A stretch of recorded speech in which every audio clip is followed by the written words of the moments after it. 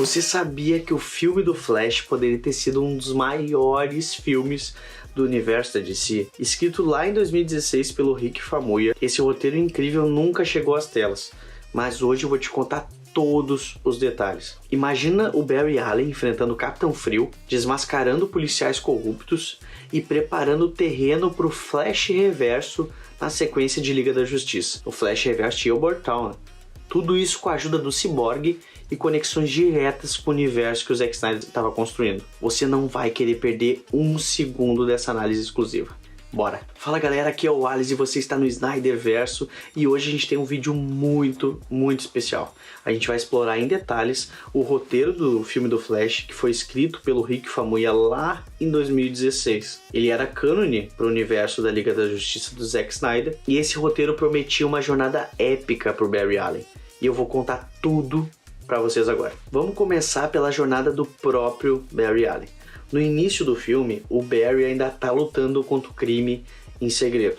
Ele está focado principalmente em reinvestigar o caso de assassinato da mãe dele, a Nora Allen. O Barry ele trabalha como cientista forense, seria um grande foco do filme, mas a vida dupla como Flash ainda é desconhecida pelo público. Ele está determinado a encontrar justiça para a mãe dele e provar a inocência do seu pai, o Henry Allen, que foi condenado injustamente. Agora vamos falar um pouquinho sobre os vilões principais do filme, que é o Leonard Snart, conhecido como o Capitão Frio, e a irmã dele, Lisa Snart, a Patinadora Dourada. O Leonard é um estrategista frio e calculista, que ele usa um exoesqueleto com armas criogênicas. Já a Lisa é mais impulsiva e audaciosa, que ela utiliza um dispositivo que permite que ela deslize através da matéria sólida. Os dois são contratados para roubar componentes de uma arma eletromagnética dentro dos laboratórios Stark. Laboratórios Stark que apareceram na Liga da Justiça de Zack Snyder, onde o Ryan Choi e o pai do Cyborg, o Silas, trabalham. O filme teria alguns subplots, tá? Um dos subplots mais interessantes envolve o Barry tentando provar que o Sam Scudder, que é um criminoso reformado, foi incriminado por um assassinato que ele não cometeu. O Barry ele descobre que há policiais corruptos em Central City fabricando provas há anos, inclusive no caso do pai dele, o que vai mudar completamente o enredo do filme. A Iris West é uma jornalista determinada e ela ajuda o Barry nessa missão. Ela também havia perdido o irmão para o sistema corrupto e isso cria um forte vínculo entre ela e o Barry. Além disso, claro, o Barry salvou ela na Liga da Justiça de Zack Snyder daquele acidente de carro. Então ela já sabia que ele era o Flash. O Victor Stone, o Cyborg, ele também tem um papel fundamental no filme. Ele ajuda o Barry a investigar a galeria dos vilões e se junta à batalha final contra a Lisa Snart. O Victor, ele usa suas habilidades tecnológicas avançadas para rastrear e combater as ameaças da galeria dos vilões, oferecendo um suporte crucial pro Barry. E juntos, né, eles formam tipo uma dupla quase imbatível. Só que não é só isso. A gente também teria outros personagens secundários. Outros personagens importantes, né, incluem o Roman Burke, que é o líder dos policiais corruptos, o Alex Petrov, que é o chefe do Barry no laboratório criminal que trabalha com Burke, o Capitão David Sine, que é o superior do Barry na polícia, e o Lex Luthor, exatamente, o Lex Luthor, ele seria revelado como empregador da Galeria dos Vilões, era ele que estava contratando eles no fim das contas. Isso conecta toda a trama ao universo maior da DC, que seria a Liga da Injustiça, que é quando ele aconteceria em Liga da Justiça 2. Mas agora a gente vai falar um pouquinho das cenas de ação. O filme conta com 3. A primeira é na abertura, onde o Barry ele frustra os planos da Galeria dos Vilões em Central City. A segunda é um confronto onde a galeria quase mata o Barry, principalmente com a arma do gelo do Leonard Snart, mostrando a vulnerabilidade dele. E a terceira é na batalha final, onde o Barry e o Victor eles lutam contra a Galeria dos Vilões, que usam aquela arma eletromagnética para causar desastres por toda a cidade. A Lisa Snart, a Patinadora Dourada, ela morre quando o seu dispositivo falha e acaba desintegrando ela. O Leonard ele culpa o Flash pela morte da irmã dele e acaba preso.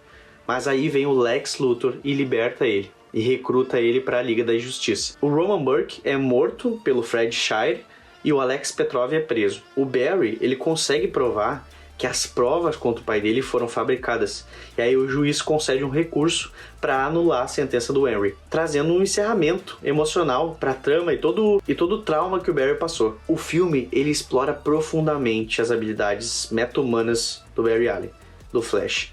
ele aprende a viajar no tempo, isso a gente vai falar mais pro final do vídeo, atravessar objetos sólidos, tornar-se invisível, criar vórtices de vento e mover tão rápido que parece que ele tá em 2 lugares ao mesmo tempo. Pra quem assistiu a série de TV sabe o que eu tô falando. E trazer outros pra sua aura de velocidade. E agora vamos falar da parte mais importante, a parte mais insana desse roteiro. O Wilbur Town, que é o Flash Reverso, ele é mencionado em um pesadelo que o Barry tem sobre a morte da mãe dele, tá? E quando ele entra na força de aceleração também na qual o Barry sente que tem alguém presente na força além dele. Isso mostra que vai ter futuras ameaças e mistérios a serem desvendados em torno disso.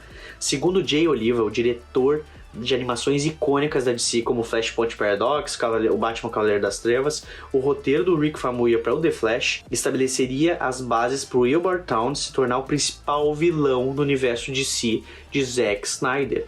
Town estava manipulando os eventos para prejudicar o Barry, e as suas influências seriam vistas também em outros filmes da Liga da Justiça. Infelizmente, esse plano incrível nunca foi concretizado e a gente foi privado dessa visão épica. Eu não acredito! Agora vamos falar um pouquinho sobre a viagem no tempo em si. Agora que eu falei do Flash Reverso, expliquei pra vocês toda essa questão do Flash Reverso, que ele estaria por trás de vários eventos, não só do filme do Flash, mas como outros filmes solo, ele meio que estaria de plano de fundo, fazendo certos eventos acontecerem e tal. Então, eu mencionei no meio do vídeo que teria uma questão do Flash aprender sobre os poderes dele e aprender sobre a viagem no tempo. Por que o Flash notaria a presença do Wilbur Town? Por que ele começaria a ter esses pesadelos? Depois, segundo alguns trechos vazados, esse eu não posso confirmar, mas dizem que a Iris ia morrer durante o filme, tá? Filme do Flash.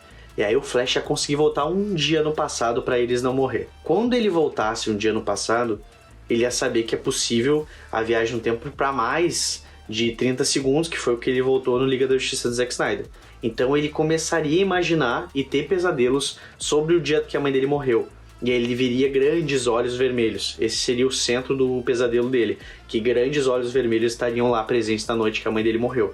E aí ele estaria considerando que outro velocista foi responsável pela morte da Nora. E aí começaria o desenvolvimento do Wilbur Town dentro do universo da DC. Mas esse é o vídeo de hoje, galera. Diz o que vocês acharam nos comentários. O que vocês acharam do roteiro do Flash? Foda, né? É muito bom. Não esquece de se inscrever no canal, deixar o like no vídeo, se inscreve no canal e divulga o vídeo, que é muito importante, tá ajudando demais a gente. Eu agradeço a todos vocês. Vou ficando por aqui. Valeu, falou.